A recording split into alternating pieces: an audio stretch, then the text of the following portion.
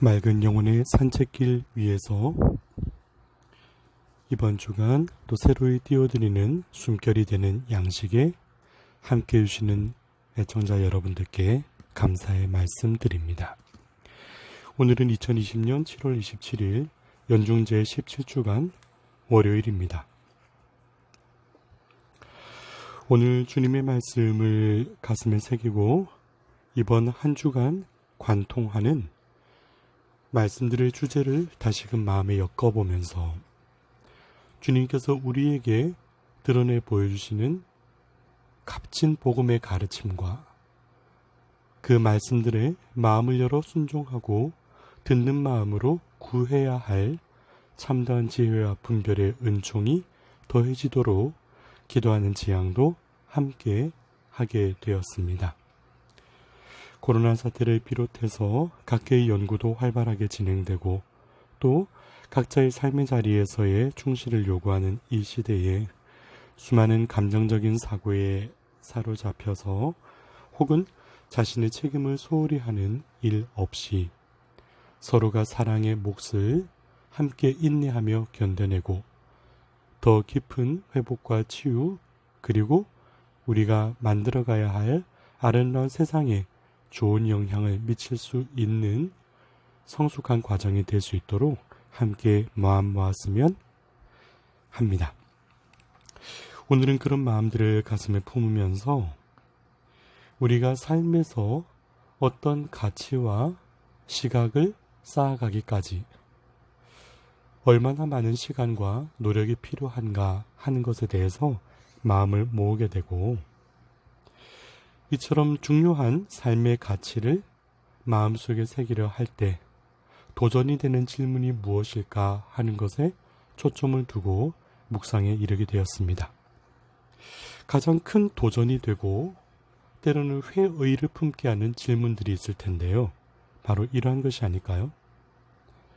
내가 듣고 배우고 노력하고 땀 흘리는데 무슨 소용이 있나요? 하는 질문이 그러하고 왜 꼭 해야만 하나요? 하는 그런 당위성에 대한 질문도 해당됩니다. 그리고 심지어는 특별히 한국에서도 그랬는데 이 미국 사회에서도 또 저마다의 가치관이 다 다르겠지만 또 환경도 많이 다르긴 하겠지만 때로는 이런 사람을 만날 때예요. 전 공부가 싫어요. 무엇 때문에 그렇게 땀 흘려서 뭔가를 해야만 하는지 이해할 수가 없어요. 하는 반응들을 만날 때도 여러 가지 의문이 드는 것이 사실입니다. 오래전 운전하다 그 교육방송 한국에서 나왔던 방송을 청취한 기억이 납니다. 그 광고에는 이런 내용이 나오는데요. 부모님이 자녀에게 하는 어쩌면 이게 한국적 교육 방식일 수도 있겠죠. 공부 열심히 해야 돼 하고 다그치는 내용이에요. 아이가 묻죠. 왜 공부해야 돼요? 공부해야 성공을 하지. 왜 성공해야 돼요? 성공해야 남들보다 잘 살지. 왜 남들보다 잘 살아야 돼요? 그래야지 그래야 하는 거니까. 마치 메비우스의 띠처럼 무한 반복적인 질문을 그리고 답을 듣는 듯한 그런 광고. 근데 이런 질문이 오가는 끝에 광고 카피가 이렇게 떠요. 공부해야지 하고 가르치는 이는 많으나 왜 공부해야 하는지를 일깨우는 이는 적습니다. 하는 부분이 제 가슴에 와닿는 내용이었죠. 그래야 성공하지. 한때 어느 CF에서 사람에게 이런 가치를 심어준 적 있죠. 여러분 부자 되세요 하는 거. 공부해야지, 1등 해야지, 성공해야지, 부자 돼야지. 과연 그런 말들이 전해주는 가치는 우리 마음속에 어떻게 새겨진 걸까? 저는 그런 내용들을 곱씹어 보면서 뭐뭐 해야 한다라는 당위성은 있지만 왜 해야 하는지 설득력이 없구나 생각했어요. Why? 왜 과연 해야만 하는가에 대한 진지한 성찰이 없는 답변이어서 그런 게 아닐까 싶어요.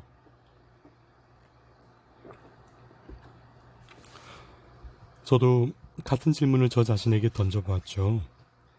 왜 공부해야 하지? 왜 끊임없이 듣고 찾고 새기려 하지?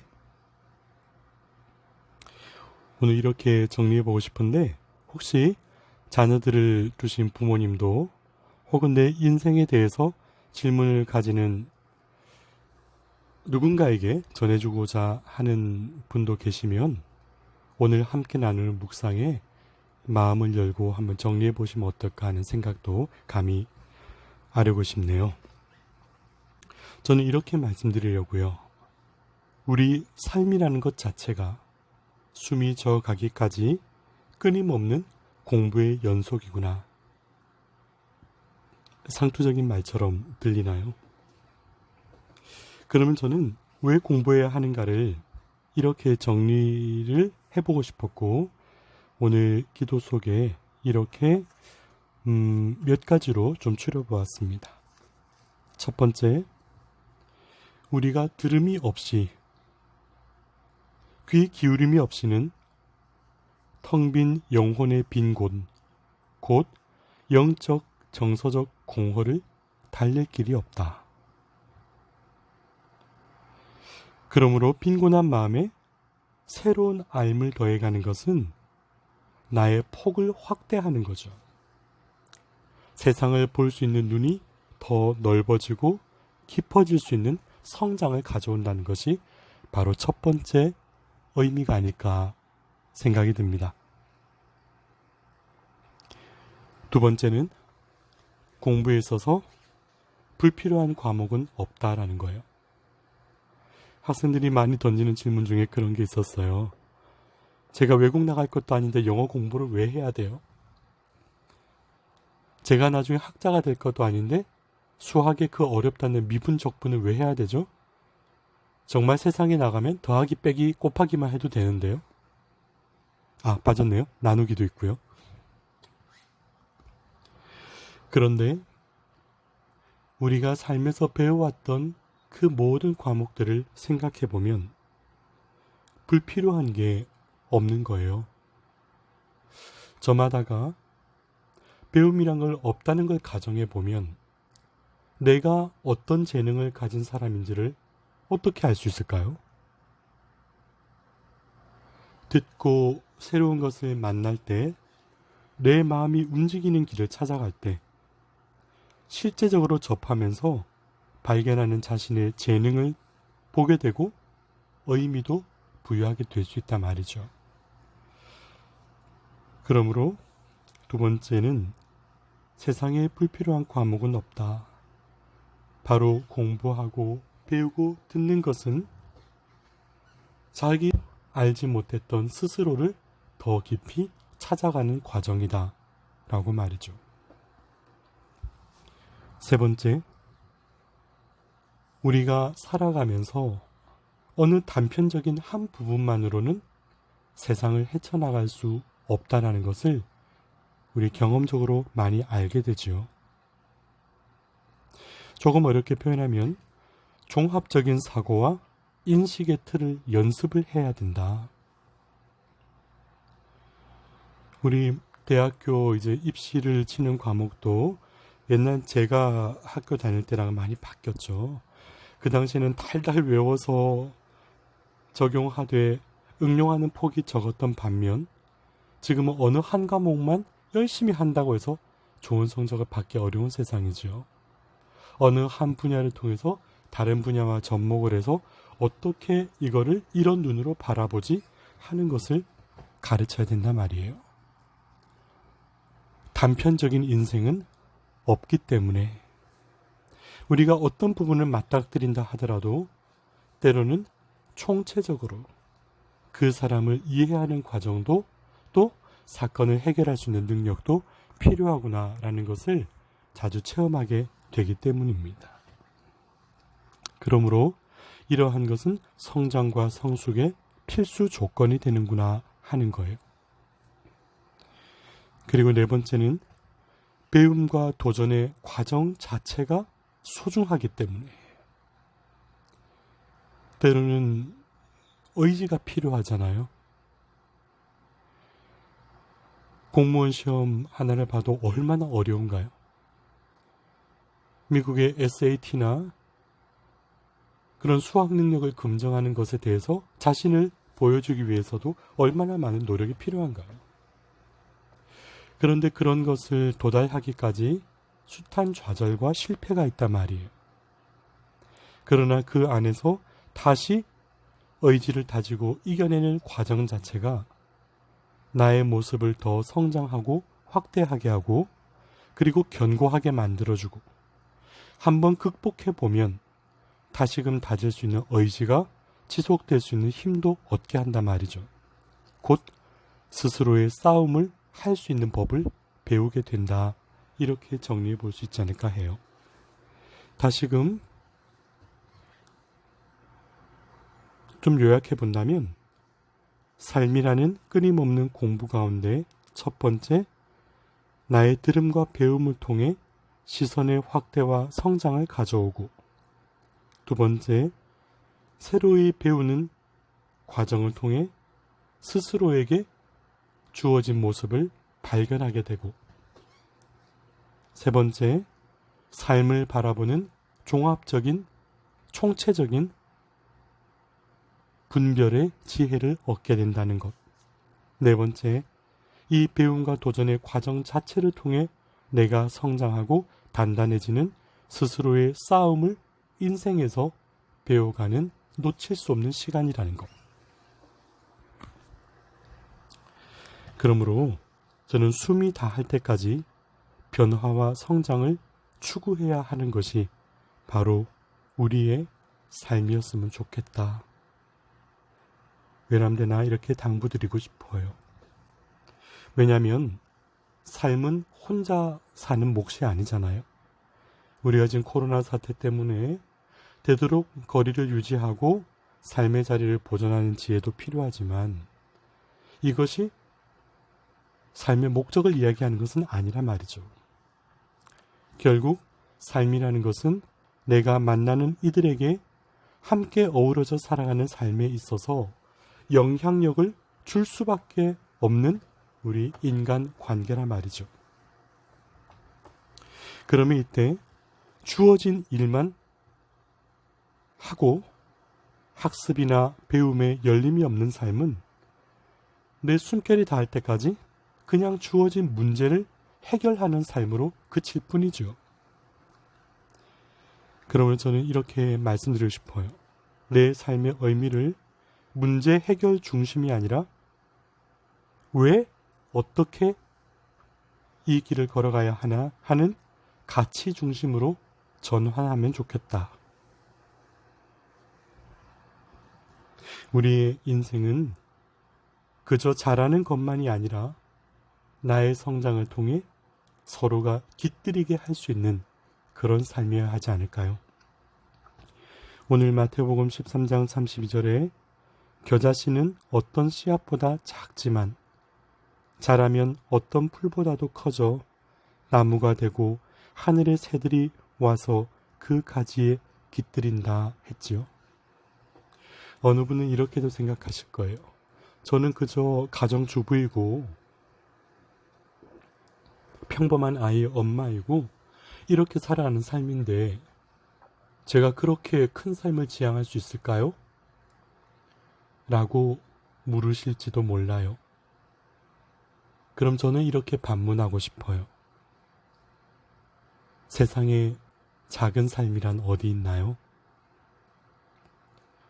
한 사람의 어머니가 그 자녀에게 소중한 삶의 가치를 일깨워주고 소중함을 가슴에 새겨주고 성장할 수 있도록 밑거름이 되어주실 때 그 자녀가 성장해서 세상에 어떤 영향을 끼칠 사람이 될지는 우리가 판단하고 예상할 수가 없어요. 그 안에 하느님의 은총의 길이 어떻게 열려질지를 가늠할 수가 없으니까요. 이처럼 씨앗은 성장해야 합니다. 오늘 예레미야 예언서에 예언자에게 맡겨준 썩은 허리띠처럼 고인물이 되지 않도록 그저 그 자리를 지키는 것, 그 소임만을 무난하게 수행하는 것만이 그 정도만 해도 최선을 다하는 겁니다. 하고 가르치는 것은 공동체의 변명입니다. 오히려 하느님 안에 그저 적절하게 사는 사람들을 적당하게 규합해서 권위를 유지하는 것이 우선시되는 하나의 폭력이 될 수도 있고, 하느님 앞에 권력적인 위계가 하느님의 뜻보다 우선시하게 만드는 하나의 커다란 교만이 될 수도 있습니다. 공동체는 개인의 품성과 능력을 통해 하느님의 영광과 사람 안의 목마름을 적셔줄 도구로 성장시키고 양성시킬 의무가 깃들어 있기 때문이지요. 그리고 개인은 자기 스스로의 삶을 보석으로 다듬어갈 의지와 지혜를 청하는 겸손으로 응답할 의무도 동시에 존재합니다. 그 사람은 원래 아르헨티나에서 의사 출신이었는데 수많은 권력과 군부 독재 아래서 고통 겪는 가난한 이들의 처지를 너무나 통감하고 견디지 못하여 결국 게릴라의 지도자가 되었다가 너무나 젊은 30대 후반의 나이에 볼리비아 초등학교 어느 깊은 구석에서 암살을 당하여 생을 마감했던 체 게바라라는 혁명가입니다. 그가 택했던 삶의 방식은 제가 주님의 말씀을 통해 살아가고자 하는 지향과는 다른 형태를 띠고 있지만, 특별히 가난하고 어려운 처지에 있는 분들이 그를 향하여 총을 든 그리스도라고 표현하는 데는 그 나름의 의미와 이유가 있지 않을까 싶어요. 장 꼬르미에가 썼던 체 게바라 평전에 게바라가 평소에 표현했던 자신의 삶의 철학들이 이렇게 소개되어 있습니다. 그는 이렇게 말하고 있네요. 나는 자식들을 가르치는 가장 좋은 방법은 그들에게 한 사람으로서 제 몫을 할 기회를 주는 것이라 생각했다. 그리고 또 이런 말도 했습니다. 그리고 깨달았다. 단 한 사람이나 단 한마디의 말이 순식간에 우리를 끔찍한 심연으로 떨어뜨릴 수도, 혹은 도저히 닿을 법하지 않던 정상으로 올려줄 수도 있다는 것을.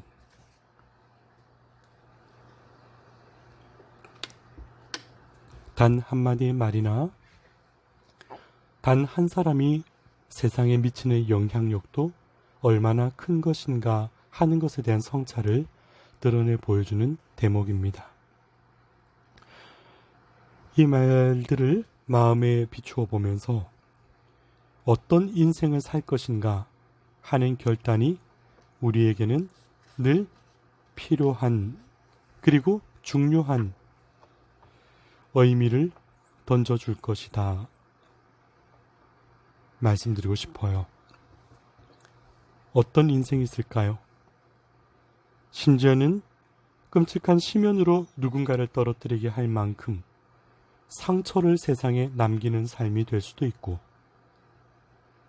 그저 주어진 일 속에 파묻혀 주변의 사람들을 돌아보지도 못한 채 스쳐 지나가는 삶이 될 수도 있고,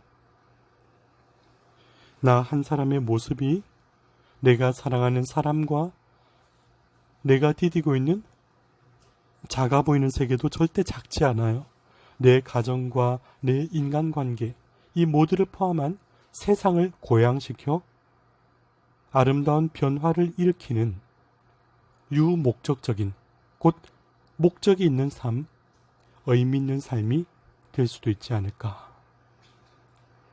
그런데 이런 인생의 모습은 결국 나의 노력과 어떤 가치를 살고자 하는가, 그런 가치의 내면화에 따라 달려있는 일이라 말이죠. 오늘 마테오복음 13장 34절에 주님께서는 비유를 들지 않고는 그들에게 아무것도 말씀하지 않으셨다 하고 주님의 말씀에 선포가 담긴 특징을 설명해 줍니다. 비유라는 것은 나하고 관계없다 느끼면 그저 어려운 말에 불과할 수 있지만 그것은 마음을 열어 솔로몬이 청했던 것처럼 듣는 마음의 의지를 새기는 사람에게 있어서는 본인을 성장하게 하는 놀라운 힘이 있는 생명의 말씀이 됩니다. 아름다운 풍경 앞에서도 눈을 감으면 아무것도 보지 못한 것과 다름이 없죠. 감정을 울리는 선율의 매혹도 귀 기울임이 없으면 감동의 음악이 아니라 소음에 불과할 수밖에 없죠. 다시금 체계바라는 이런 말을 한 적이 있습니다. 살아있는 인류를 향한 위대한 사랑을 구체적 사실로 전환시키기 위해 가치 있는 본이 되는 행동으로 실천하기 위해 매일매일 투쟁하여야 한다.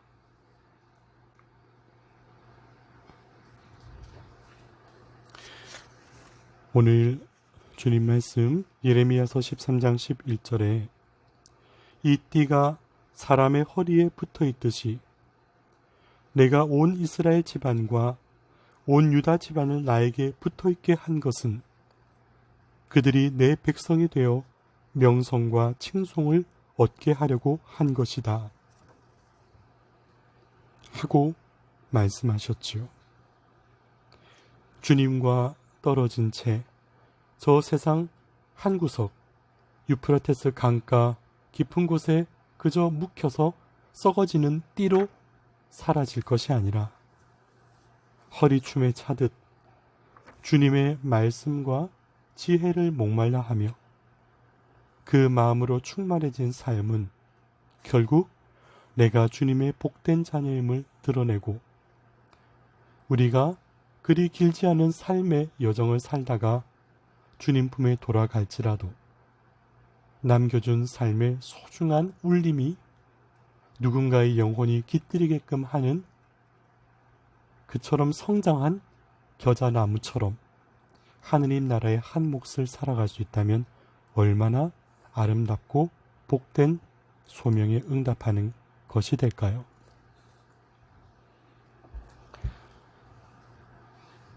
그러므로 주님 주시는 가르침에 마음을 여는 들음으로 깊어지는 것, 깊어지는 만큼 충만해지는 것, 충만함으로 흘러나와 아낌없이 내어주어 다시 텅 빔이 되는 것, 이 텅 빔의 목마름으로 다시 갈구하며 채워가는 것, 그러므로 이 채워진 그리스도의 빛으로 물들어 빛과 소금이 되라는 부르심에 올곧게 응답하는 것, 이것이 바로 우리가 멈춤이 없이 주님의 말씀으로 나아가야 할 초대이고 우리의 삶을 통해 세상을 아름답게 할 소명이고 나 자신도 참으로 그 복된 발걸음을 옮길 수 있게 됨으로 얻는 삶의 보람일 것입니다.